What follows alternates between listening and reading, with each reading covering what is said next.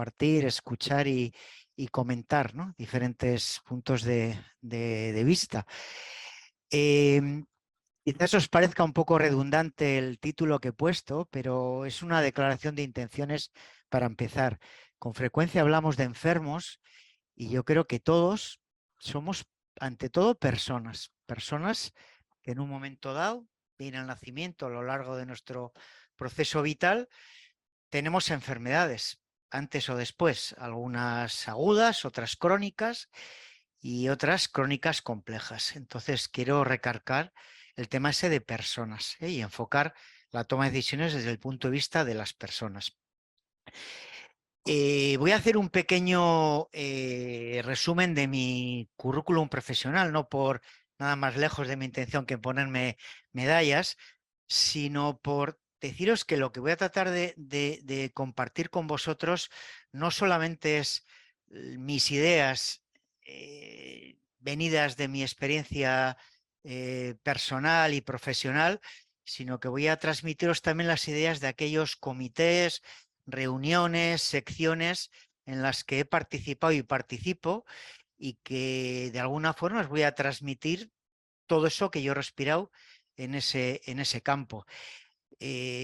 Durante 20 años, cuando no había ni unidades de cuidados paliativos, no había unidades de enfermedades crónicas complejas que hay ahora, yo trabajé en el servicio de urgencias del Hospital de Cruces en Vizcaya.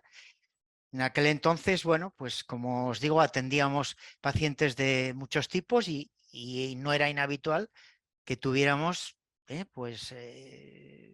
niños, adolescentes con enfermedades crónicas, y bueno, pues teníamos que tomar un poco, hay decisiones, algunos venían por cuadros, bueno, leves, otros más importantes, y allí en urgencias había que decidir cosas. No se llevaba mucho eso de decidir, de tomas decisiones, de preguntar, pero bueno, yo siempre tuve, no sé, una especial inclinación a hacerlo. Desde hace 11 años, bueno, soy el responsable de la unidad de hospitalización a domicilio pediátrica del Hospital de Cruces, y lo que atendemos en domicilio pues también son pacientes con necesidades de atención paliativa.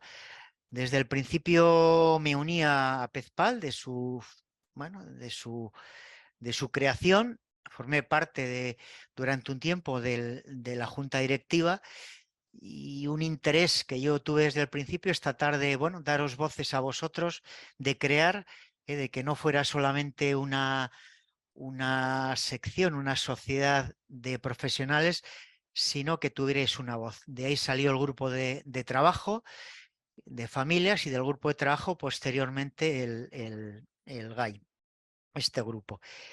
He sido parte y soy parte del comité asesor del Plan de Cuidados Paliativos de la Comunidad Autónoma Vasca, de ahí transmitiendo todas las cosas que he aprendido o he asumido de PEZPAL, y formo también parte del Comité de Ontología Médica del Colegio de Médicos de Vizcaya, porque creo que la ética es muy importante, la bioética es muy importante en cualquier ámbito, pero en el tema de las decisiones, pues con más razón. Y después de este preámbulo, bueno, pues, ¿qué es toma de decisiones? ¿Qué es una decisión? ¿Qué es tomar decisiones? Parece una perogrullada, pero es la acción y efecto de decidir. Y decidir es elegir entre varias formas posibles de actuar con miras a lograr una meta, un objetivo, en condiciones y circunstancias dadas. Esa es la definición de la RAE, ¿no? De lo que es una decisión y toma de decisiones, condiciones y circunstancias dadas. Claro, y esto nos hace pensar, ¿qué es esto? Tenemos que decidir. La vida es una continua elección, y todos los días de nuestra vida tomamos elecciones. Algunas elecciones las tomamos de forma inconsciente, sin darnos cuenta, de forma automática. Otras decisiones son leves, de chorradas, de tonterías, y otras son de una importancia y una trascendencia cada vez mayor. Todos, cuando nos levantamos, decidimos si tomamos un café con leche o una tostada con aceite, si bajamos de nuestra casa en ascensor o andando, si vamos por buen camino y saludamos con la gente que nos encontramos o vamos mirando al móvil. Si cuando vamos al médico y nos dicen de tomar un antibiótico, luego vamos a casa, lo tomamos o no. Si cuando vamos a la consulta, pues nos dicen que igual a nuestro hijo, hija, le vendría bien poner un botón gástrico o no. Si después de unos tratamientos que hemos llevado de una enfermedad oncológica pasamos a una segunda línea, tercera línea o no. Son decisiones que estamos tomando o que a veces tenemos que tomar en uno u otro ámbito, alguna, como os digo, inconscientes, automáticas, leves, tonterías, pero otras muy trascendentes. Pero es una continua elección. Hay unas frases que a mí, bueno, pues me gusta traeros, ¿no? Pueden parecer tópicos, pero a mí tienen significado. Una frase de Nelson Mandela dice que tus decisiones reflejen tus esperanzas y no tus miedos. A veces todos tomamos decisiones más que por miedo, más que por lo que queremos conseguir o lo esperamos conseguir por los miedos. Miedos a tener o no tener, a cosas o acciones. Y ahí nos debatimos, ¿no? Entre ese pepito grillo que tenemos ahí, los miedos o lo que queremos.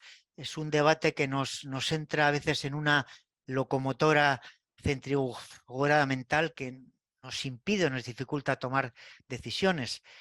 Desde luego no somos libres nadie, para elegir lo que nos pasa, pero sí habitualmente para responder a lo que nos pasa. Las cosas que nos vienen y vosotros, bueno, pues no os voy a contar nada al respecto, esas situaciones que os han sobrevenido desde el nacimiento de vuestros hijos o en la evolución de su vida, pues lo que ha ocurrido no es, nadie puede elegir ni tiene la culpa, pero sí cómo afrontar, cómo poder afrontar esas cosas. Otra frase que me gusta es que hay que tomar las decisiones con el corazón. Con el corazón hay cosas que nos dicen que no sabemos de dónde vienen, igual que el amor no se puede demostrar, pero lo sentimos, igual que una fe en una religión no lo podemos demostrar, pero lo sentimos.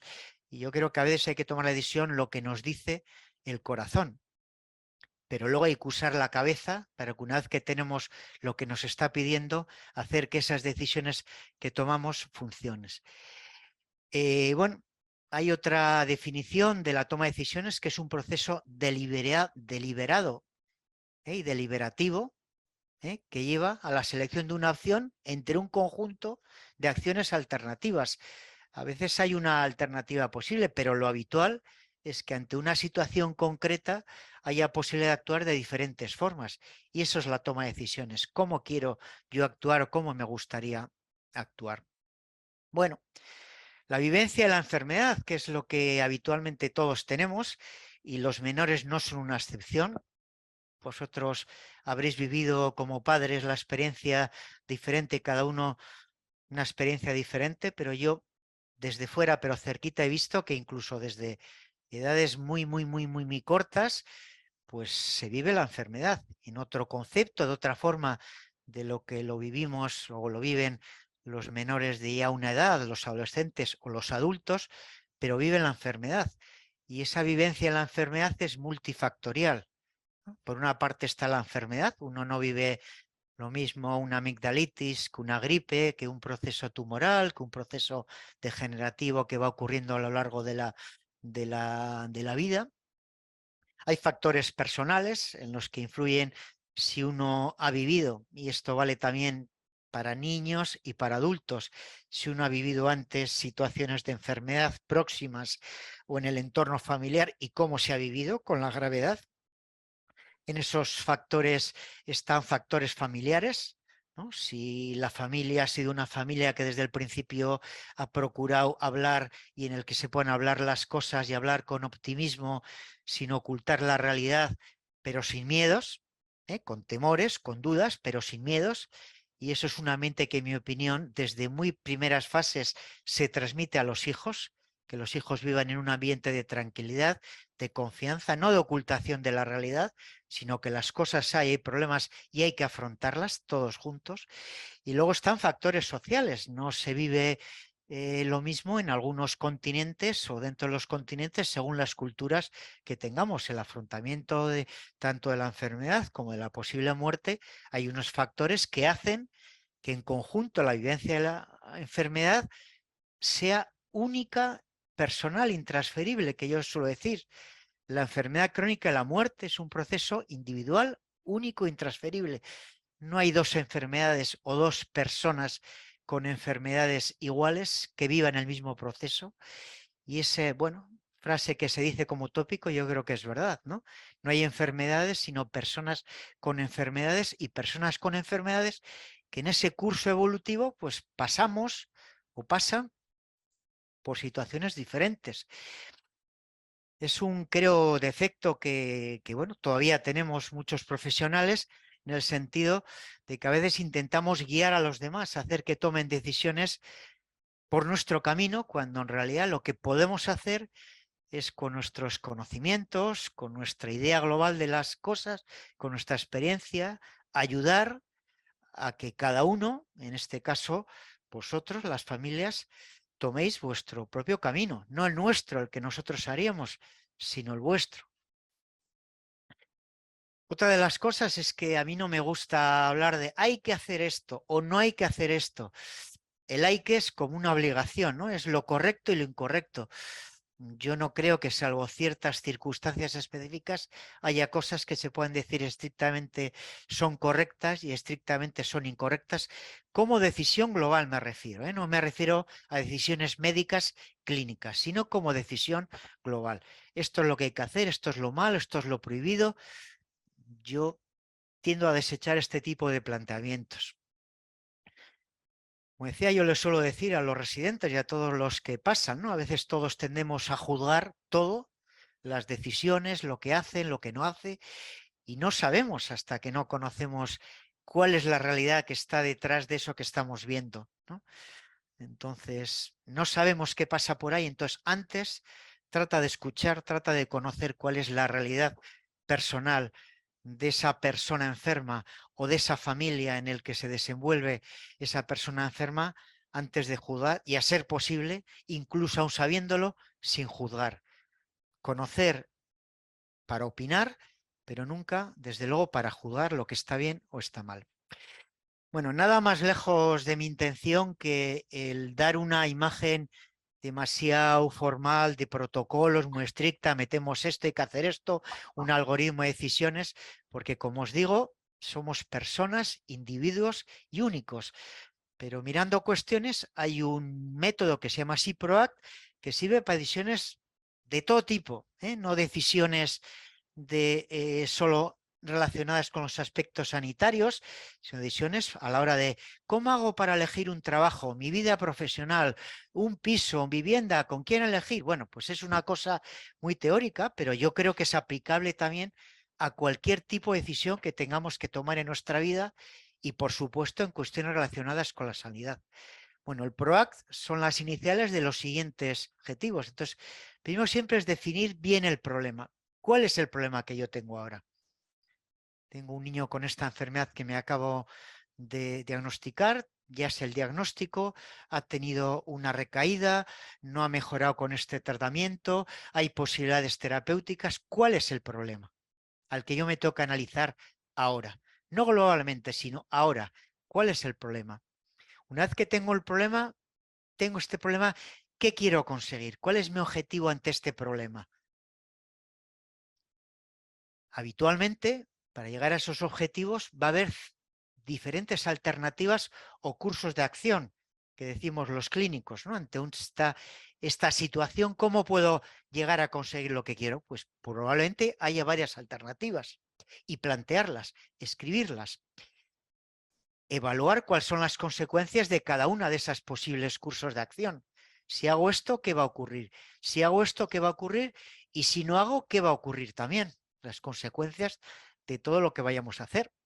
A veces puede ocurrir que en nuestro curso que deseamos, pues no siempre es posible encontrar la opción perfecta. Hay varios cursos de acción, varias alternativas, unos tienen bien unas cosas, otros otras, y tenemos que decidir. Entonces, pues necesariamente hay que establecer prioridades. Y a la hora de establecer prioridades tenemos que hacer un equilibrio entre las cosas que nos aportan y lo que nos quitan. Y eso es lo complicado, tener esa balanza, pero tenemos que sopesar, ¿no? Un equilibrio cuando no es posible conseguir todo lo que queremos.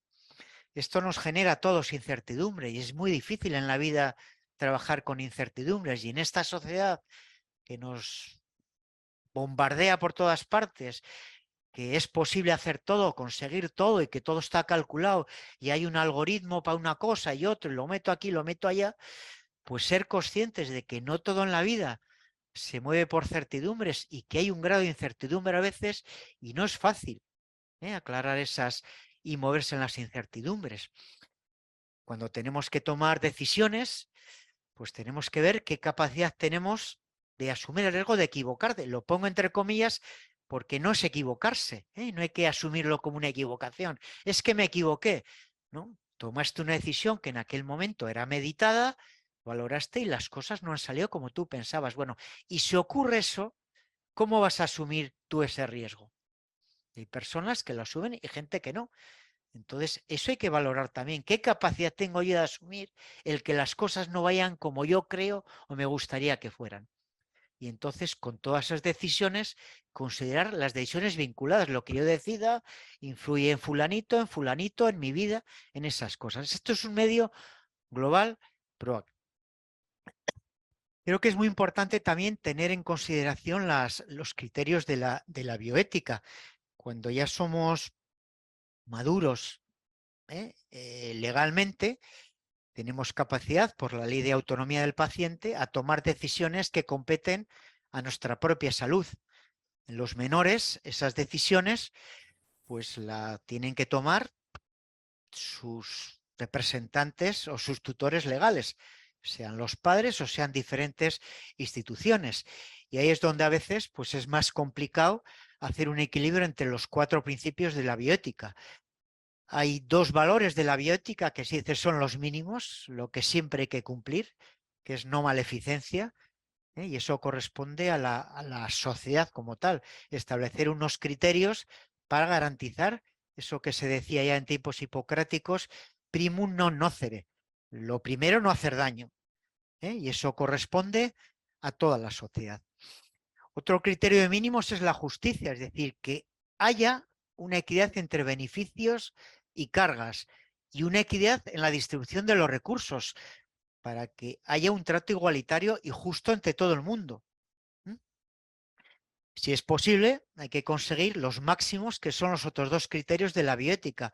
Uno es la beneficencia, y la beneficencia es hacer el bien. Y eso corresponde en principio, por esa ley que os decía de autonomía, al paciente y los tutores.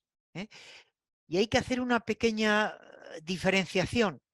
No es igual beneficencia, que es hacer el bien, que benevolencia. Que benevolencia es querer hacer el bien. Pero a veces, aun queriendo hacer el bien, no lo hacemos, porque hay otras cosas que nos influyen. Otro criterio es el de la autonomía, que como os decía, es la capacidad para decidir sobre la salud propia, y eso es un derecho que todos tenemos y que está registrado legalmente por esa ley de autonomía, que consiste en respetar y promover las decisiones de la persona en la gestión de su salud en base a sus valores y creencias y basadas, eso sí, en una buena información para que pueda tener una buena toma de decisiones y una comprensión adecuada y sí que se esté expuestos a coacciones externas. Este grado de autonomía se delega en el caso de los menores en sus responsables. Hay un concepto que se llama autonomía relacional, en el sentido que a veces, pues en el caso de los menores o en adultos que están incapacitados, pues uno, bueno, toma decisiones un poco según las relaciones que se establezcan en ese núcleo familiar. Y eso es lo que se llama la autonomía relacional y que también, bueno, pues tiene su sentido, ¿no? Uno puede tomar decisiones tanto por mí como valorando lo que interesa a mi núcleo familiar. Bueno, a nivel global y a nivel ético, el derecho a la vida es un derecho fundamental que todas las personas tenemos y a nivel legal está en un rango superior al de autonomía en los menores de 18 años. Y eso es así.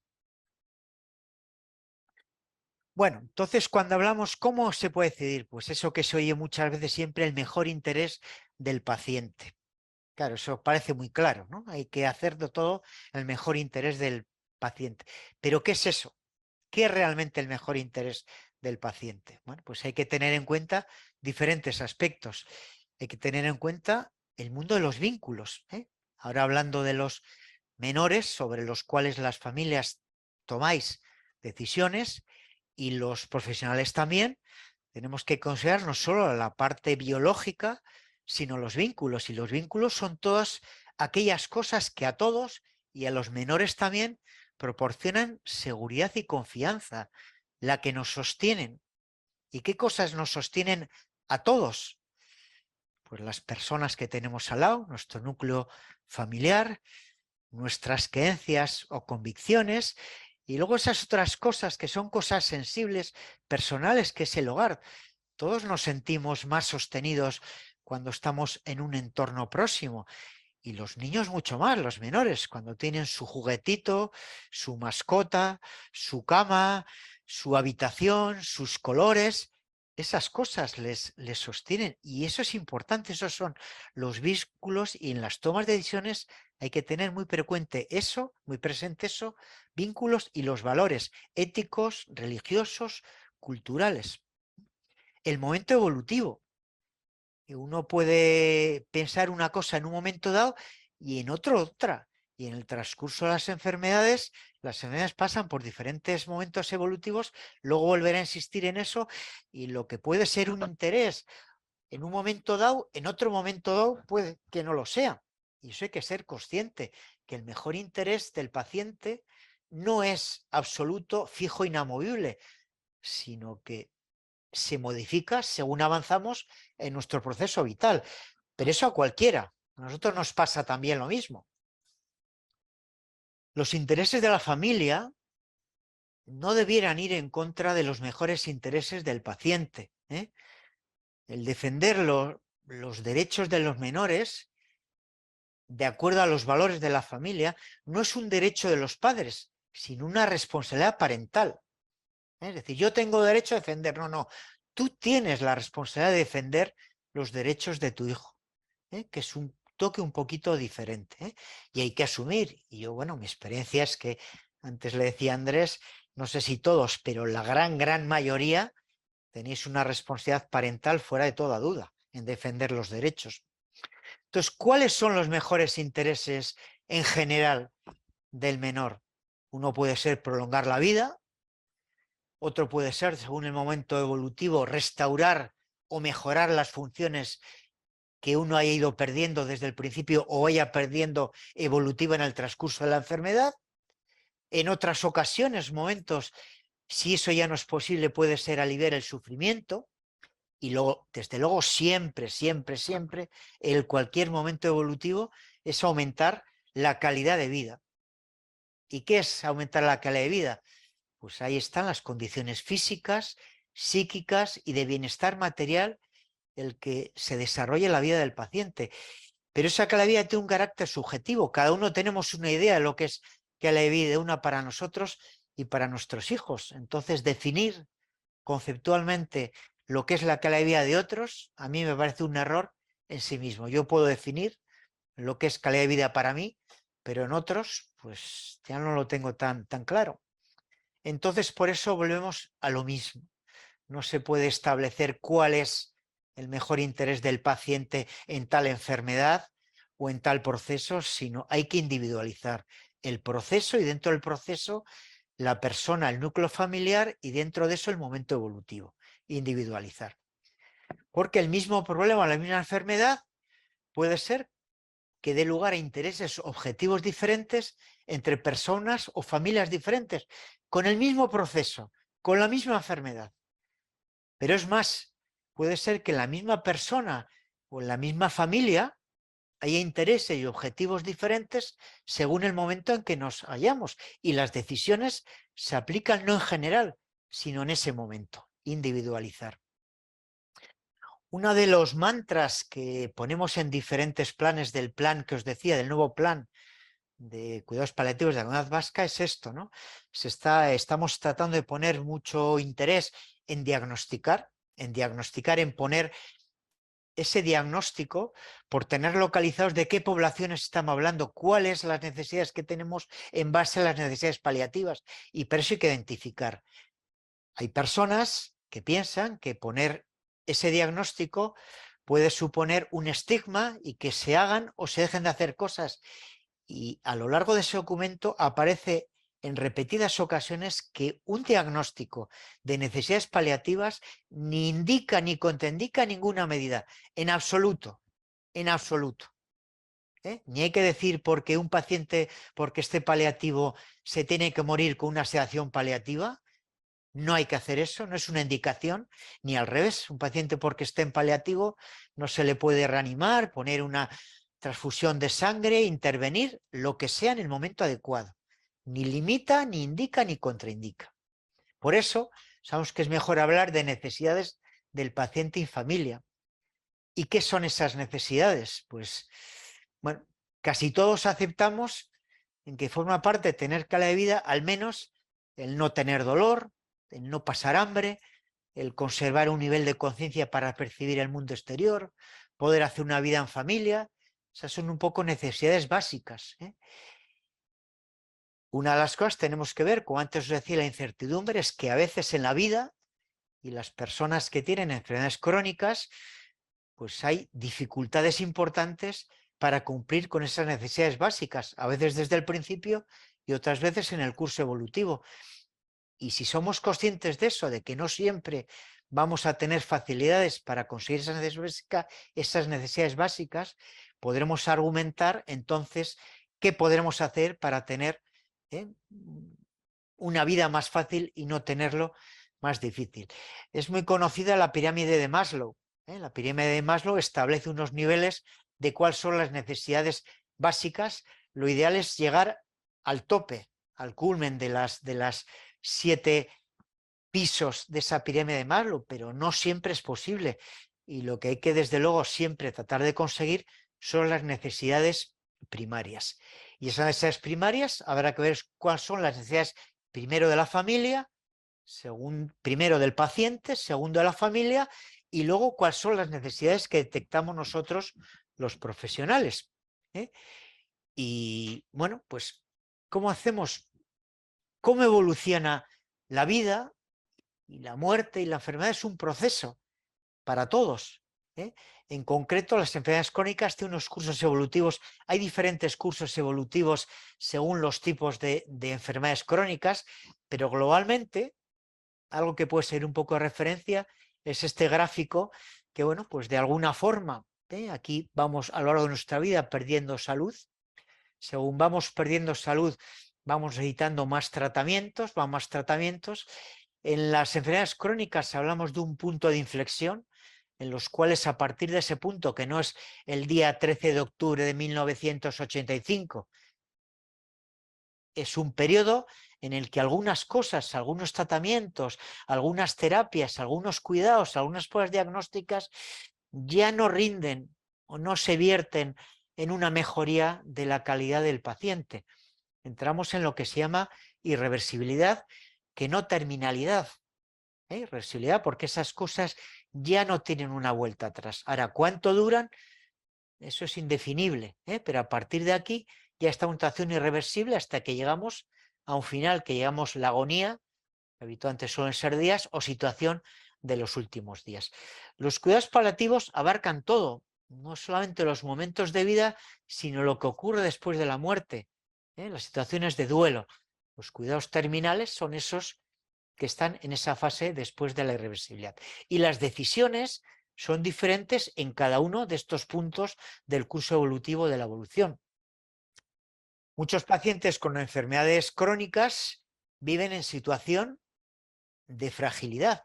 En esa situación de fragilidad hay que hacer deliberaciones. ¿Qué hacemos en estas situaciones que se presentan? Bien porque son situaciones de fragilidad producto de la evolución o porque son intercurrencias como podemos tener cualquiera de nosotros. Entonces, ante una intercurrencia o esas situaciones de fragilidad clínica, primero hay que ver cuál es la decisión clínica.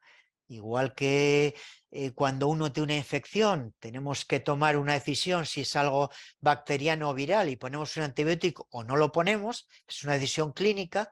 Otras decisiones que afectan a personas con enfermedades crónicas, hay aspectos clínicos que somos los clínicos los que tenemos que ver cuál es la aproximación clínica más adecuada a ese problema médico.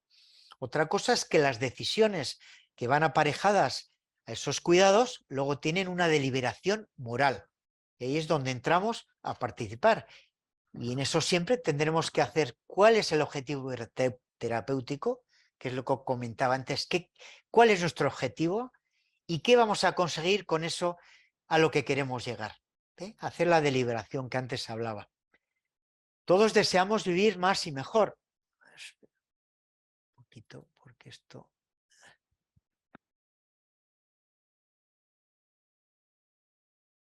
Bueno, todos deseamos vivir más y mejor, pero a veces no es posible vivir más y mejor. Y es cuando entran en conflicto estos dos deseos, puedes vivir más, pero no está claro si vas a poder vivir también como desearías, pues debido al tratamiento, a las enfermedades, es cuando hay que tomar una decisión. Entonces, de todos los bienes deseables, ¿cuál estimáis que son los posibles? Y entonces hay que tratar de alcanzar una conciencia común entre todos, las tres partes, de que si no es posible conseguir objetivos relacionados con vivir bien, puede llegar un momento, cuando sea, sin poner nunca plazos ni aventurar, que es cuando debemos o debiéramos acordar qué bienes relacionados con morir bien queremos, qué es importante para nosotros o en el caso de los menores a los que tutelamos, qué es lo que pensamos que es importante. Y eso es lo que llamamos planificación anticipada de decisiones, que no es un contrato fijo y que ya está y se acaba, sino que hablamos, sirven para hablar de cosas. Si llega un momento de ocurrir esto, ¿cómo nos gustaría que fueran las cosas en cualquier momento evolutivo? Esto no es legalmente vinculante. Os recuerdo que las voluntades anticipadas solo son posibles en mayores de 18 años. No es posible hacer documentos de voluntades anticipadas en los menores. Y en el caso de esa planificación anticipada de decisiones, pues hay que tener en cuenta los deseos y preferencias del menor y la familia en diferentes situaciones evolutivos. Es decir, cuáles son los deseos y preferencias mientras la calidad de vida sea aceptable o sea buena o muy buena. ¿Qué vamos o qué pensamos que vamos a pensar cuando la calidad de vida pueda empezar a disminuir?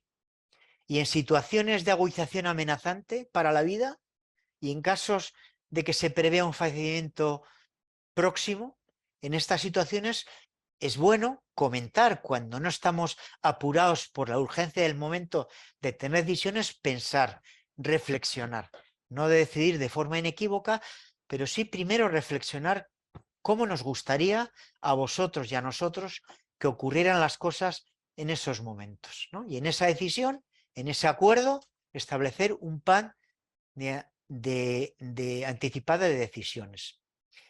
A veces es difícil y hay un rasgo característico, es tomar con prudencia las decisiones razonables en condiciones de incertidumbre. Como os decía, participación del paciente, es importante abordar las preocupaciones, asegurarnos de que el paciente entiende la explicación de la enfermedad, lo que hemos pensado nosotros que es un plan de tratamiento y cuidados, que se entiende para que puedan transmitirnos lo que les parece bien o mal, o tienen dudas o incertidumbres. Habitualmente se hablaba de orden de no reanimar, en la literatura anglosajona, luego se pasó a limitación del esfuerzo terapéutico, esas son las iniciales. Hoy, posteriormente, adecuación del esfuerzo terapéutico, porque eso de limitación, siempre que se pone la palabra limitación, es como algo quitar cosas a alguien, ¿no? Algo bueno, y es adecuar, no es ni poner más ni menos, sin eso adecuar a lo que queremos. Y es una adecuación dinámica, es decir, que nos vamos moviendo según va progresando el proceso de las medidas terapéuticas, no solo los tratamientos, sino de todas las medidas, de todos los cuidados, porque en esa situación podemos o no hacer nada, o mantener lo que se está haciendo, o retirar cosas que están haciendo o hacer cosas que no hacíamos antes y hacer. No es o todo o nada. No se trata de eso cuando hablamos, es que le limitamos cosas, ¿no? Vamos a plantar si hacemos, no hacemos, si retiramos, no retiramos o mantenemos. Nosotros habitualmente tenemos un documento a nuestra unidad que antes, bueno, a lo largo, no voy a decir el primer día ni el segundo, pero inicialmente les planteamos si en el futuro hay estas circunstancias de que muestra dolor, ¿qué deseáis o qué os parece bien?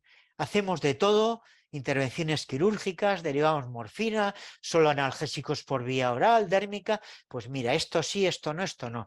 Y si tienes síntomas respiratorios, pues secreción respiratoria, tos intensa, respirar, le hago esto, le hago lo otro. O sea, no es decir, vamos a hacer o todo o nada, es decir, qué cosa nos parece que en un momento determinado podemos hacer y esto, como digo, se varía. Y si tiene problemas digestivos, tiene vómitos, estreñimiento, ¿qué cosas nos parece que son adecuadas para hacer o que están indicadas o que yo creo que a mi hijo le gustaría o que yo haría en su situación? Si hay problemas de sueño, del estado mental y progresivamente vamos yendo a decisiones cada vez más difíciles de temas más complicados, ¿no? Y si hay una parada cardiorrespiratoria, ¿qué pensamos que hay que hacer? Y si se aproxima el final, ¿dónde?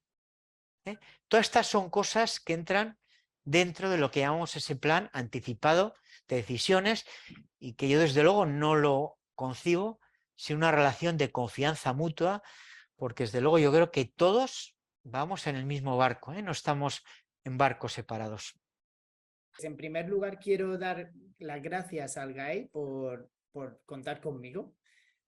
Eso en primer lugar, y quiero daros las gracias a todos por el trabajo que estáis haciendo. Cuando empezamos esta aventura de la PETPAL, hace ya mucho tiempo en Murcia, hola Marilo, Marilo empezó conmigo en Murcia. Hola, qué alegría verte por aquí. No concebíamos, como dice Jesús, la PETPAL sin familias y las familias están presentes desde la misma cena en la que se firmaron los estatutos, ¿vale?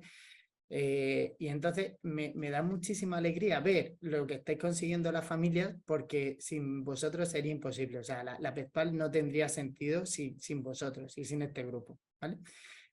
En tercer lugar, quiero pedir disculpas porque me invitáis a todos los GAEs, pero por carga familiar no puedo venir. Entonces intento ver todos los que puedo en diferido, pero también es difícil, ¿vale? Porque pues, lo tengo complicado. Y nada, y yo creo que después de lo que ha dicho Jesús, nos habíamos dividido la charla un poco en él contar un poco la parte más teórica del core, de cómo tomamos las decisiones en cuidados paliativos, y yo centrarme en algo más práctico o pragmático desde el punto de vista de cómo funciona la unidad de Madrid y cómo tomamos las decisiones aquí, y hablar de decisiones en concreto y por qué a veces los médicos decimos esto no está indicado y puede ser difícil o complicado que se entienda por parte de la familia, ¿vale? Entonces, siguiendo con eso, os quería hacer una mini introducción, aunque muchos de vosotros ya lo sabéis, porque habéis vivido esto, ¿vale? De cómo evolucionan las enfermedades. Me voy a centrar sobre todo en aquellas enfermedades relacionadas con el daño neurológico, principalmente porque creo que son las que son quizás más difíciles de entender, ¿no? El cómo se relacionan las cosas. Por eso no quería poneros una presentación y he puesto esta cosa que se llama mapa mental, que es cómo funciona mi mente, y no sé si se transmite o al revés, es más lío que otra cosa, ¿vale? Pero bueno, Marilo lo sabe, Carola también, yo no soy capaz de explicar nunca esto sin un papel. Ana también, siempre cojo un folio y un boli e intento explicar cómo se relacionan las cosas, porque es difícil entender para los clínicos también, o sea, para los propios médicos es difícil entender cómo una cosa que pasa directamente o principalmente o inicialmente en el cerebro de un niño puede acarrear tantas cosas. Es más, es tan difícil de entender eso que los médicos nos hemos pasado muchos años, sobre todo los franceses, que eran los que más escribían sobre parálisis cerebral, hablando de que la parálisis cerebral era una enfermedad estática en el tiempo. Pues nada, eso es mentira, ¿vale? Paramos de ahí.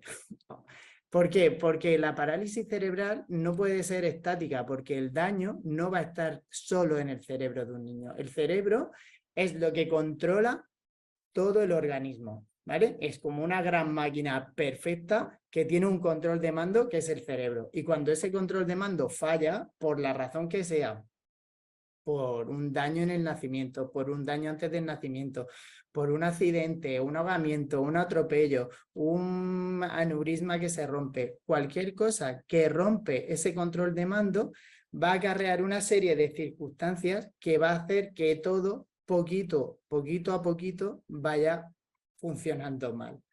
Entonces, eso es lo que nos lleva a la evolución de la enfermedad, ¿vale? ¿Cómo evolucionan las enfermedades neurológicas? Pues como bien ha dicho Jesús, cada enfermedad va a evolucionar en cada niño de una forma distinta y no lo podemos saber.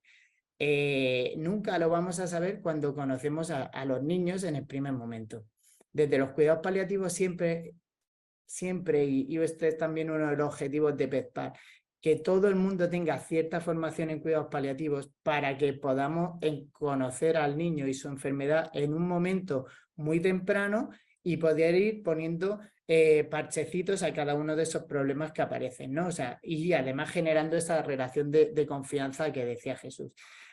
¿Qué suele pasar? Aunque tengamos un problema neurológico inicial, eso va a acarrear una serie de cosas, ¿vale? Lo primero, que se va a alterar el tono muscular, ¿no? Problemas neurológicos con epilepsia, alteración del tono a la baja, poco tono, hipotonía, ¿vale? O alteración del tono a la larga, mucho tono. Los músculos están muy tensos, generan contracturas, son niños que están en crecimiento y conforme van creciendo, los huesos crecen y tienen músculos que tiran de ellos de forma irregular y descontrolada. Entonces se producen deformidades esqueléticas.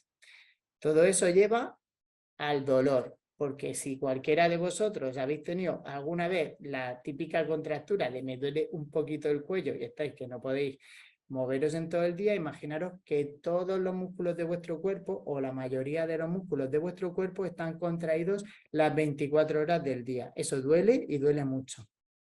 Aparte, se deforman los huesos porque tienen un músculo tirando y están creciendo. Y pasa pues como un árbol cuando lo guiamos mal, que se tuerce el tronco o las ramas.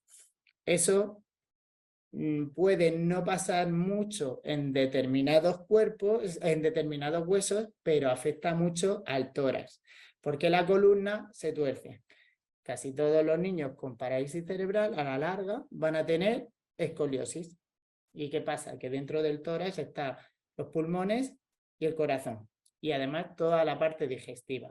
Eso, aparte del problema neurológico en sí, hacen que los niños no traguen bien. Aparece disfagia, que llamamos, ¿no? Y muchos necesitan el botón, la sonda gástrica o otra cosa para comer. ¿Por qué ponemos sondas gástricas, ponemos botón? Porque, como ha dicho Jesús, una de las necesidades básicas del ser humano que no podemos obviar es no pasar hambre. No podríamos permitir que un niño que es consciente de que tenga hambre pase hambre porque no puede comer. No sería lógico, le estaríamos generando sufrimiento, ¿no? Estaríamos no cumpliendo nuestro primer principio de la bioética de Máximos, que era la no maleficencia, ¿vale? Algunas veces se puede tomar decisiones sobre el botón o no. Los adultos lo enfocan de otra forma, pero nosotros desde pediatría sabemos que los niños tienen hambre y nos aseguramos de que no pasen hambre. Esa disfagia, a pesar de que pongamos botón y tal, suele llevar a que aparezca una desnutrición. Esa desnutrición no solo viene determinada por la disfagia, sino por el aumento del gasto energético. Todos esos músculos contraídos en todo el organismo necesitan mucha más energía de la que le podemos dar. Es como si estuviéramos corriendo todos los días una maratón, todos los músculos de nuestro organismo funcionando al 100% en todo momento. Y esa desnutrición tiene una consecuencia catastrófica. 2, que el sistema inmune, que es lo que nos defiende de las infecciones, no funciona bien y que la otra barrera que tenemos contra las infecciones, que es la piel, se acaba alterando y acaban apareciendo heridas. ¿En dónde? En todos sitios, generalmente en donde esos huesos deformados y prominentes chocan con algo, ¿vale? Úlceras de presión. Entonces tenemos una combinación perfecta porque tenemos una rotura de lo que nos separa del mundo exterior, donde vienen los bichos, con un sistema inmune que es deficiente. ¿Por qué? Porque estamos en un estado continuo de gasto de energía y no conseguimos nutrirnos suficientemente bien, por bien que lo hagamos, por suplementos que pongamos y por mucho botón gástrico que pongamos. Además, esa deformidad del tórax va a hacer que los pulmones y todo el sistema respiratorio no funcione bien. Además, los niños no se pueden generalmente tragar bien la saliva, igual que no pueden tragar otras cosas, lo que hace que continuamente pequeñas gotitas de saliva vayan cayendo a los pulmones. Los pulmones se defienden, igual que cuando nos atragantamos con cualquier cosa, tosemos, cuando caen de forma repetida gotitas de saliva, alimentos, etcétera, a los pulmones, se genera una reacción inflamatoria crónica. Los pulmones están con la uña sacadas. ¿Eso qué significa? Que a cualquier estímulo, por pequeño que sea, dícese virus, el catarro que tú, persona sana, llevas a tu casa, o que el hermano o que el médico lleva a casa, los pulmones de estos pacientes van a reaccionar a lo bruto y van a hacer un broncoespasmo. Casi todos los niños tienen broncoespasmo. Y eso lleva a que a la larga también, aparte de por eso, por la reacción inflamatoria crónica, los pulmones se vayan fastidiando. Cada uno de los saquitos que hace el intercambio del oxígeno entre el aire y la sangre se va rompiendo. A la larga tenemos muy pocas unidades que pueden hacer ese intercambio y empezamos a necesitar oxígeno. Eso afecta al corazón, porque el corazón depende del oxígeno y a la larga falla el corazón. Todo este complejo de cosas viene determinada por un fallo en el cerebro, del origen que sea. Pero tenemos que de ese fallo del cerebro nos falla la nutrición, lo cardíaco, lo respiratorio, lo esquelético, la piel y la inmunidad. Todo eso va a fallar por ese daño neurológico. Entonces creo que eso es muy importante a la hora de entender por qué muchas decisiones de las que tomamos parece que no están relacionadas con el daño neurológico, porque sería difícil decir cómo una úlcera tiene algo que ver con un daño neurológico, con algo que pasa en el cerebro, o cómo una neumonía tiene algo que ver con algo que pasa en el cerebro. Pues realmente tiene que ver por esta cascada de cosas y por el fallo de los mecanismos de defensa ante esas infecciones y esos problemas respiratorios que están orquestados por el cerebro, ¿vale? Entonces, dicho esto, cuando empiezan a aparecer estas cosas, nos encontramos generalmente ante el punto de inflexión que ha dicho Jesús, ¿vale? Cuando los niños tienen este daño neurológico previo y no van presentando estas cosas, podemos ir poniendo tratamientos para intentar, por una parte, evitar que aparezcan todos esos problemas, botón gástrico para intentar evitar la desnutrición, una ventilación mecánica no invasiva por la noche para intentar evitar el fallo y la dependencia de oxígeno a nivel respiratorio, analgésicos, por supuesto, para disminuir el dolor y fármacos que disminuyan la espasticidad para disminuir la espasticidad y todas las deformidades esqueléticas. Y ponemos todas esas medidas para intentar, por una parte, que no aparezcan los síntomas que generan el sufrimiento al niño y por otra parte, para intentar frenar la evolución de la enfermedad. Obviamente, cuando también tenemos medidas que puedan curar la causa neurológica que está generando eso, las vamos a poner. Pues, yo qué sé, imaginaros, si la causa neurológica es una epilepsia de muy difícil control, En el entretanto, vamos a probar todos los fármacos antiepilépticos que existan. Si aparece un ensayo clínico de lo que sea que pueda frenar la epilepsia, por supuesto la vamos a poner, porque sabemos que si no, la enfermedad va a evolucionar ahí y tenemos que intentar tratar la causa. ¿Qué pasa? Cuando, perdona, que hablo mucho y me da sed. Cuando intentamos tratar esa causa o no podemos tratar, o sea, cuando intentamos tratar la causa y no funciona, o directamente no podemos tratar la causa de todo eso que está pasando, decimos que el paciente debería tener un enfoque paliativo, ¿no? Deberíamos decir cualquier condición que limite o amenace la vida para la que no existe tratamiento debería tener un enfoque paliativo. ¿Y eso qué significa? ¿Vale? ¿Qué significa esto del enfoque paliativo o de la atención paliativa, ¿no? Pues el enfoque paliativo, como bien decía Jesús, no es otra cosa que cambiar la visión con la que los médicos miramos a ese paciente y su enfermedad. Jesús ha contado un poco de su currículum, ¿no? Y es súper amplio, porque además es que es un profesional que es la leche y ha hecho un montón de cosas y ha estado en un montón de sitios. Yo solo voy a contar 2 cosas de mi currículum. Yo antes me dedicaba a la UCI. Yo empecé trabajando en intensivos pediátricos. Y fue el trabajar en la UCI, en intensivos pediátricos, lo que hizo que acabara trabajando en paliativos, ¿vale? No fue que a mí me interesaran los niños con enfermedades neurológicas desde el principio, porque no era así, en absoluto. De hecho, era de los médicos que huían un poco de tratar a los niños con enfermedades neurológicas. Pero el ver cómo los médicos enfocábamos a estos pacientes hizo que yo cambiara el rollo y me dedicara a los paliativos. Y pasé a intentar a conocer a gente como Jesús, como Ricardo Martino, como Carola, que la conocí en Roma, y a ver una visión distinta que tenía que ver con lo que yo creo que son los cuidados paliativos o lo que defendemos, por lo menos desde PESPAL y desde la mayor parte de las unidades que yo conozco, o desde todas las unidades que yo conozco, que no sé si tiene que ver con adultos, porque yo no conozco a los de adultos, que es una atención centrada en las personas. Y las personas que forman la atención de estos niños son el niño en sí mismo, su familia y los profesionales que la atendemos.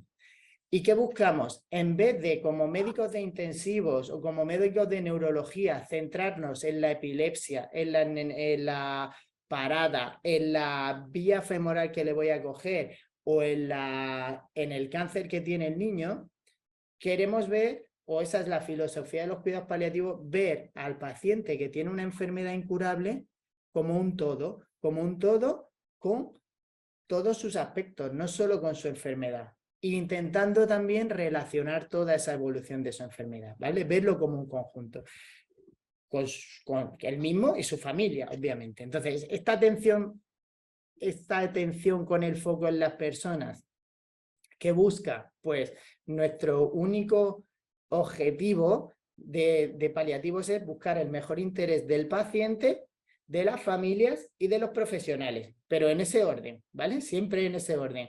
Si el que hay que poner en el centro del todo es el paciente, y a veces el conseguir el mejor interés para el paciente choca con el mejor interés para la familia, o a veces el mejor interés del paciente y de la familia choca con el mejor interés del profesional. O sea, cuando un profesional se desplaza de su zona de confort y se desplaza a las 3 de la mañana a un domicilio, a una casa que está 2 horas, está chocando con su mejor interés, pero se hace para conseguir el mejor interés del paciente y de la familia. ¿No? ¿Entendéis? Nunca jamás un profesional podría ponerse delante, o debería, aunque Jesús ha dicho que no deberíamos decir no hay que hacer no tal, yo creo que hay cosas que líneas rojas. Un profesional jamás debería tomar una decisión sobre su paciente o sobre el paciente que está atendiendo, no su paciente, pues no es su propiedad, sobre el paciente que está atendiendo su familia en base a algo que a él le viene mal o bien. Igual que a la hora de comunicar. Muchas veces problemas que nos contáis cuando llegáis a paliativos tienen que ver con eso. Jesús lo decía, todas las personas tienen su historia, no hay que juzgar, obviamente, pero hay mucha iatrogenia informativa de otras personas que han podido pasar antes o que han podido generar daño a la hora de informar, de tratar, de tal, que muchas veces están en relación con o su propia dificultad para asumir la enfermedad incurable de sus pacientes o su propia dificultad para gestionar esa situación, ¿vale? Entonces, quitado este rollo aparte, vuelvo a repetir que la filosofía de los cuidados paliativos es poner al paciente, a la familia en el centro, intentar asegurar en la medida de lo posible que se cumplan todas las necesidades de las que ha hablado Jesús, y de ahí sale el cómo hacerlo, ¿no? ¿Cómo podemos coger y organizar la atención paliativa?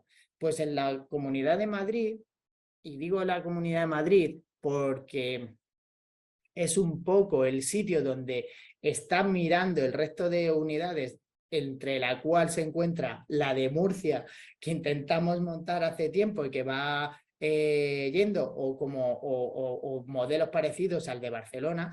Lo que intentamos es, si una de las mayores necesidades de los pacientes es sentirse atendidos allá donde estén, ¿dónde pueden estar los pacientes y sus familias? Pues pueden estar en su casa, pueden estar en un centro, en su colegio, en un centro de día o donde sea, pueden estar en el hospital o pueden estar en su casa de vacaciones, donde quiera. ¿Qué queremos? Que el paciente se sienta a gusto, que esté tranquilo, que cumpla con todas sus necesidades, que por tener una enfermedad crónica que no tiene cura, no tenga que separarse de ese ambiente de seguridad y de calma.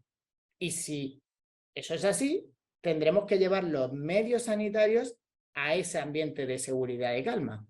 Porque hay un tema que no se nos puede olvidar. Cualquier paciente que haya pasado el punto de inflexión en un sistema ordinario debería estar hospitalizado. Es decir, tiene tanta carga de enfermedad, tanta carga de cuidados y tantas posibilidades de complicaciones que por su seguridad, y esto lo hablaba con José Carlos el otro día en una reunión, por su seguridad debería estar hospitalizado.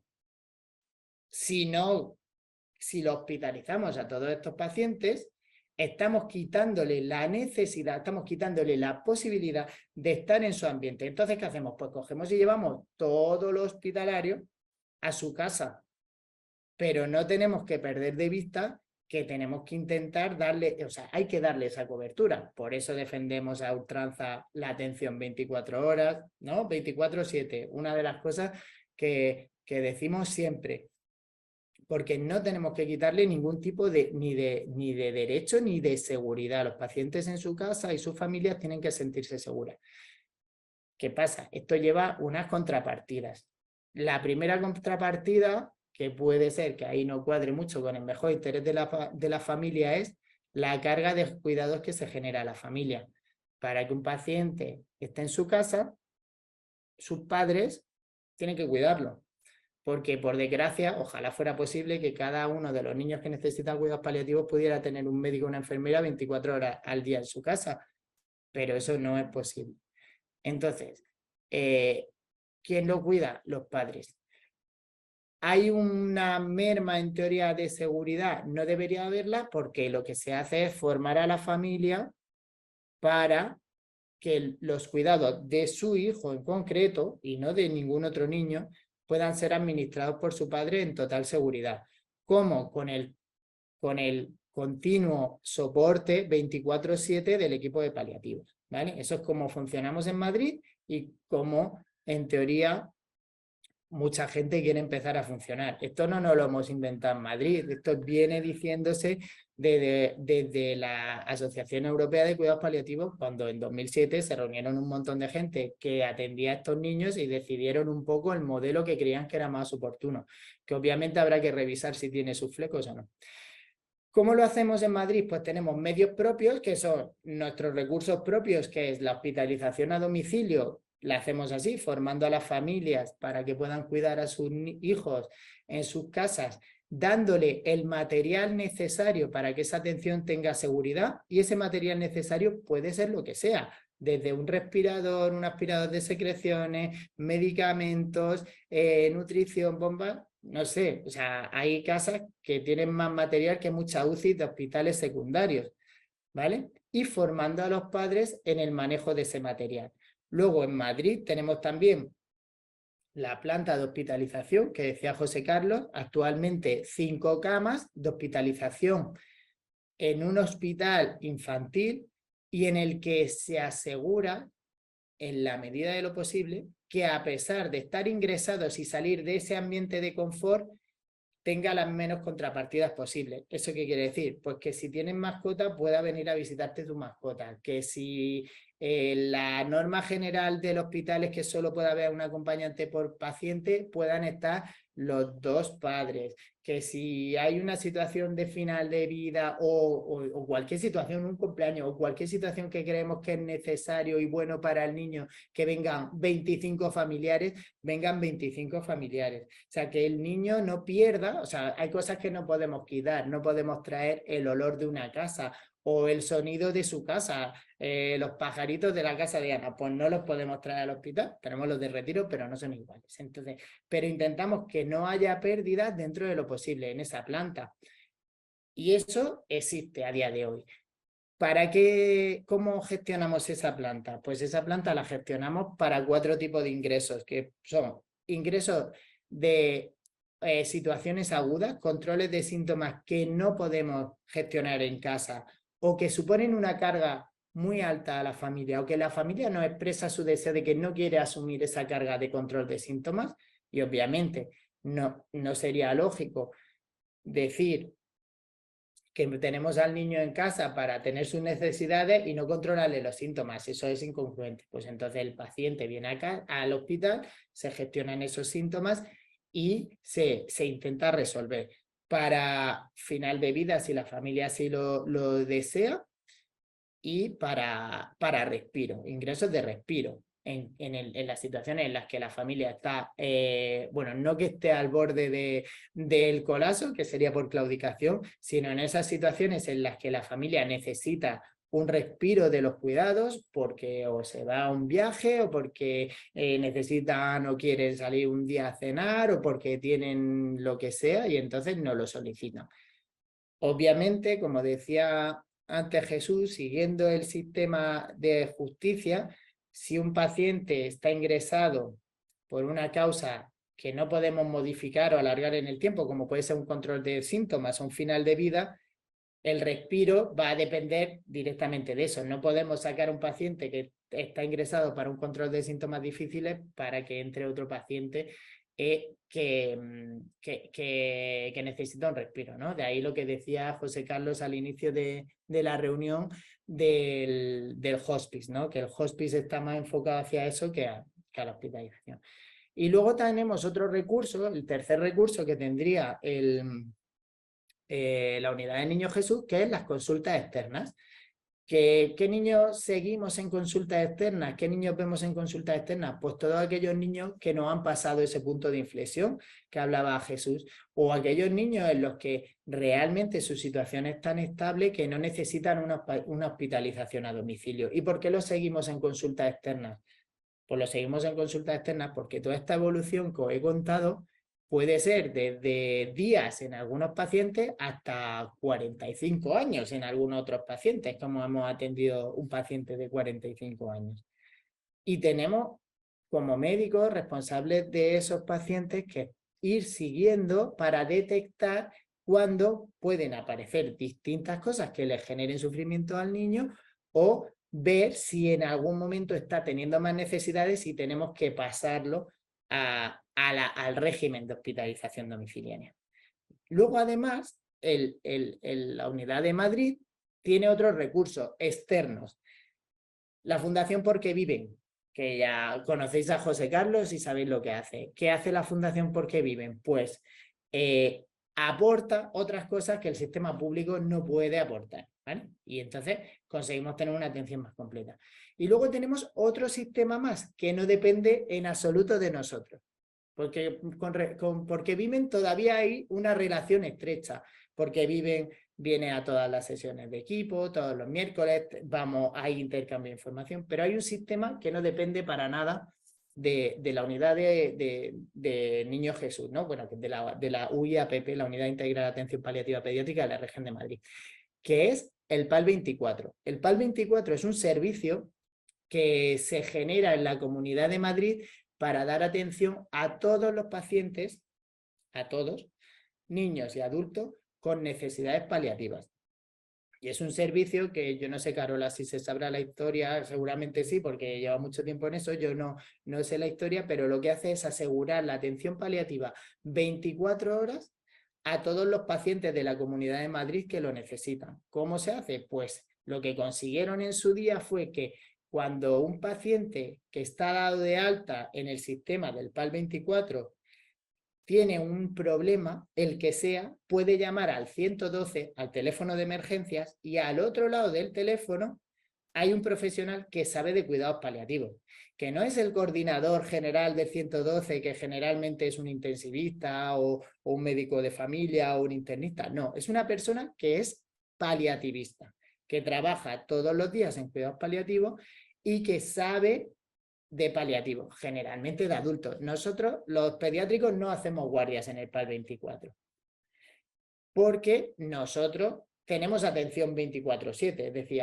cuidados paliativos pediátricos en la Comunidad de Madrid tiene atención 24/7. Bueno, pues es el PAL 24 el que gestiona las ambulancias que salieron en la sesión anterior. Es un sistema que se ideó desde la Comunidad de Madrid para dar atención a los cuidados paliativos y tienen una gestión de ambulancias. Y depende exclusivamente del coordinador del PAL 24 qué tipo de ambulancia va a una atención o a otra. Si va a una ambulancia básica, si va a una medicalizada, si va con enfermeros, si va con médico enfermero, si va a una UBI móvil. Son recursos que controlan ellos. Entonces, nosotros, ¿para qué usamos el PAL 24? Tenemos un gap, ¿no? Hay un escalón entre la hospitalización en casa y la hospitalización en el hospital cuando hay síntomas difíciles de controlar, claudicación, final de vida, cualquier cosa. Ese gap, porque nosotros no tenemos ambulancias, en paliativos no tenemos ambulancias, entonces ese gap lo cubrimos con el PAL 24. El PAL 24 es nuestro apoyo para atender a los pacientes y trasladarlos de casa al hospital, a veces, y nos hacen el favor porque no lo tienen estipulado en su funcionamiento, también del hospital a casa, de urgencia. Y si en algún momento nosotros detectamos que pasa cualquier cosa que no tiene que ver con la enfermedad de base del paciente, podemos, llamando al PAL 24, mandar una ambulancia medicalizada, con médico, enfermero, UBI móvil, ¿vale? Que es un poco lo que se hablaba el otro día. Por eso desde la Unidad del Niño Jesús decimos, llamad primero a la Unidad del Niño Jesús, porque el profesional de paliativos que está de guardia es un pediatra, no uno de adultos, porque cuando el pediatra que conoce a tu hijo, que lo tiene ingresado en hospitalización domiciliaria, que sabe lo que le pasa, que te conoce a ti, que tenemos una relación de confianza y que hemos hablado de no ese plan de decisiones anticipado, porque no sé, o sea, no tiene validez por menores de 18 años, pero ya hemos gestionado muchas tomas de decisiones generalmente en la visita, nosotros vamos a poder darte respuesta a eso. Y si, yo qué sé, aparece cualquier cosa que no tenga que ver con la enfermedad de base, podemos cambiar un poco el curso de acción de lo que está estipulado por esa atención. ¿Vale? No sé si ha quedado claro el protocolo ambulancias. Y básicamente eso es cómo funciona y qué recursos tenemos, ¿vale? Entonces, ¿qué pasa cuando, siguiendo a un niño con una enfermedad compleja, con necesidades paliativas, aparece una complicación? ¿De qué índole puede ser la complicación? Pues puede ser un montón de complicaciones. Si queréis lo pongo más grande. Que veo ahí a Matilde que se va a dejar los ojos pegados. Pues generalmente... Álvaro, perdona que te interrumpa. En lo que has dicho Dime. de las ambulancias, que a lo mejor el PAL 24 manda una ambulancia que no lleva personal médico o de enfermería, si se evacúa, si se traslada al paciente al hospital, los profesionales que están de guardia de la unidad de paliativos, si hace falta, se suben a la ambulancia y se van en la ambulancia con el paciente. Claro. Yo creo que simplemente por completarlo, perdona. Sí, no, perfecto. Sí, es verdad, José Carlos, porque a mí se me había olvidado un poco. O sea, lo iba a contar ahora en qué pasaba cuando aparecía una complicación, pero está bien el apunte. Realmente, cuando nosotros orquestamos la atención en hospitalización domiciliaria, lo que hacemos es dejar en casa las herramientas para resolver las complicaciones más frecuentes o todas las complicaciones. Instruimos a la familia para que sepan hacerlo. Y cuando aparece esa complicación respiratoria, digestiva, neurológica, lo que sea, la familia nos llama y nosotros le decimos, con lo que tienes en casa, ve haciendo esto, esto, esto y esto. Muchas veces esas cosas que hay en casa son superiores a las que lleva una ambulancia medicalizada. Es decir, hay cosas que hay en casa que no lleva una ambulancia medicalizada. Lo importante es saber qué tenemos que hacer y si es necesario o no, atendiendo, como decía Jesús, para cumplir las necesidades del paciente y los deseos del paciente, trasladar a todos los pacientes, porque a veces es posible que podamos hacer las mismas cosas que hacemos en un hospital o en una UCI en una casa, ¿vale? Y a eso vamos. ¿A qué cosas podemos hacer? Matilde, lo siento, pero esto lo tengo que hacer más pequeño y voy poniéndolo, ¿vale? Cuando un paciente tiene una complicación de la que hemos hablado, ya sea a nivel respiratorio, digestivo, neurológico, esquelética, no, porque no las vamos a tratar de urgencia, pero una infección o una herida, ¿qué podemos hacer? ¿O qué cosas está indicado hacer y dónde? Pues yo creo que aquí era lo que yo, más importante de todo el rollo que os estoy soltando, quiero que esto quede súper claro. ¿Qué significa cada cosa? O sea, ¿qué significa la UCI? Porque mucha gente dice, es que yo no voy a ingresar en la UCI, pero ¿la UCI qué es? Pues yo lo voy a contar que soy intensivista, de corazón, me encantan los intensivos. La UCI no es más que un sitio físico, una habitación más o menos grande con máquinas. La UCI es una habitación con máquinas y con gente que sabe usar esas máquinas. Ya está. Entonces, UCI sí, UCI no. Pues UCI, ¿para qué? Si yo puedo hacer en una casa lo que puedo hacer en una UCI y tengo profesionales en una casa que saben hacer lo que se puede hacer en una UCI, ¿para qué voy a llevarme al niño de su casa, que es un ambiente seguro, agradable, controlado, a un ambiente que es el ambiente más hostil que existe en un hospital? La UCI es, después de los quirófanos, el ambiente más hostil que existe en un hospital. Dormir en una UCI es imposible. Creo que todos los que estáis aquí habéis pasado por una UCI. Dormir en una UCI es imposible. No paran de saltar alarmas, de gente corriendo, no hay horarios, las luces están encendidas las 24 horas. Vale. Entonces, ¿qué significa la UCI? ¿Qué podemos hacer en la UCI? Pues en la UCI podemos poner máquinas y vigilar estrechamente a los pacientes. ¿Qué tenemos en la UCI que no tenemos en otros sitios?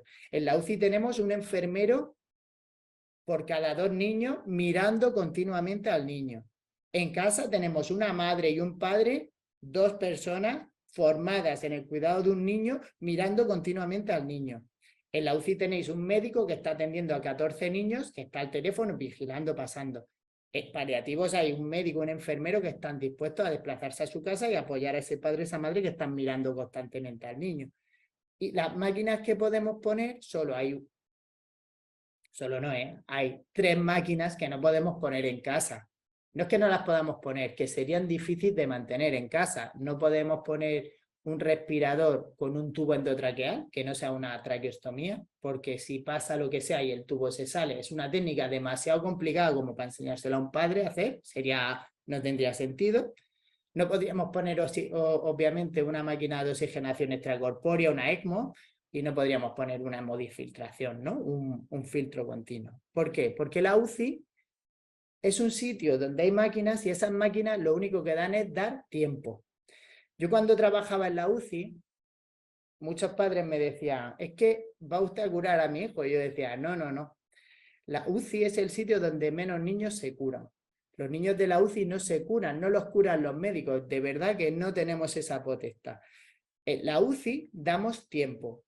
Hay cosas muy fastidiadas, o perdonadme la expresión, muy jodidas, que hacen que el sistema, toda la máquina, todo lo respiratorio, hemodinámico, no sea capaz de sobreponerlo en un impacto. En la UCI ponemos una máquina que soporta la función respiratoria, la función cardíaca, la función renal durante un tiempo determinado y dejamos que el organismo vaya recuperándose. ¿Vale? ¿Esto por qué os lo cuento? Porque antes, y por eso he empezado la presentación así, los problemas que tienen los niños que atendemos en cuidados paliativos cuando han pasado el punto de inflexión, por mucho tiempo que demos, no suelen recuperarse. Cuando aparece una complicación respiratoria en relación a una enfermedad de base que no tiene cura, yo puedo poner una máquina que me dé tiempo, pero si el problema está en el pulmón, en el sistema respiratorio en sí, y yo no puedo tratar la causa, el tiempo es indefinido. Por mucho tiempo que dé, no voy a resolver ese problema. Entonces, en ese momento es cuando los médicos decimos, no está indicada esa medida, porque ese tiempo que estoy dando para recuperarse de esa situación no va a ser efectivo. Y la UCI lo que da es tiempo. Sigo con la intubación y luego os cuento el resto, porque viene a colación. ¿Qué es la intubación cuando hablamos de elijo o no elijo intubar o no intubar? O una reanimación o no una reanimación. Pues la intubación es lo mismo. Yo tiendo a simplificar mucho las cosas, pero es que de verdad que no son tan complicadas. Se pueden simplificar y luego ir profundizando todo lo que queramos. La intubación es meter un tubo dentro de los pulmones de un niño y meterle aire a presión para que respire. ¿Cuándo hacemos eso? Eso está indicado cuando, por lo que sea, el niño no es capaz de respirar por sí mismo. Y hay varias situaciones. La más común, y muchos de vosotros habréis pasado por esa, es que no puedas respirar porque tu cerebro no funciona o te han dormido. Cuando a uno lo operan, de lo que sea que lleva anestesia general, obviamente si te van a abrir en canal no es agradable que lo hagan despierto y te suelen dormir. Si no te durmieran estaría un poco mal o muy mal. Entonces te duermen y te duermen tan profundamente que no eres capaz de respirar. Y como no eres capaz de respirar, tampoco estaría bien que para operarte una apendicitis te mataran para dormirte, que no te duela. Entonces alguien se inventó que te ponían un tubo, te metían aire en los pulmones y así respirabas mientras que te operaban, ¿no? Y entonces, gracias a eso, pues se hacen un montón de intervenciones, a muchos de nosotros nos han dormido y no estamos muertos, ¿no? Gracias a eso. Vale. Cuando el cerebro no es capaz de mandar la información para respirar por algo que es reversible en el tiempo, como una cirugía, obviamente está indicada la intubación, porque no es de recibo. Si cualquier niño que está en cuidados paliativos, cualquiera del mundo mundial que está en cuidados paliativos, tiene un problema independiente de su enfermedad de base, independiente, que hace que no pueda respirar por un tiempo y que es reversible, por supuesto que está indicada la intubación. El ejemplo paradigmático es un niño que viene a la consulta de cuidados paliativos y tiene un accidente con el coche. Y por ese accidente con el coche tiene un coma y deja de respirar.